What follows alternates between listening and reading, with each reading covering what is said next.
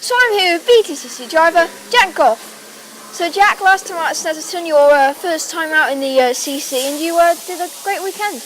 Yeah, I sort of went into the weekend not with massively high hopes. I set my sort of ambition and targets for the weekend around the top 10.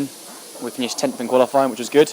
Quite happy with that. We was on the back of a certain bunch of times, so if I'd have found half a 10th, I'd have been P6. So, overall I think the pace was pretty good in qualifying.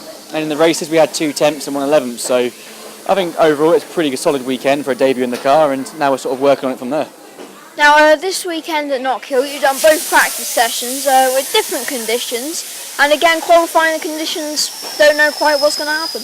Yeah, exactly. Unfortunately it's my first time here, so last round we had a new car, this time we've got a new track, so I'm learning every time we go out, but we had about 10 laps in the dry this morning, then we had a little brake issue which didn't help us for track time.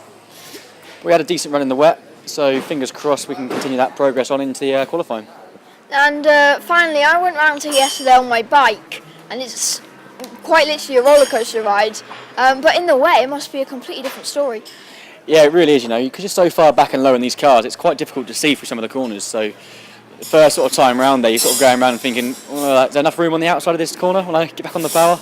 So every lap you're learning the sort of the track whips, when you get back on the power, when to turn in. A few times you hit a few curves, end up on 2 wheels. Probably looks quite good on camera and photos, but it's not the fastest way around. So, like you say, it's a bit of a roller coaster, and I'm sure it will be in the races as well. Okay, thank you very much for your time, Jack, and very good luck for qualifying. Thank you very much, mate.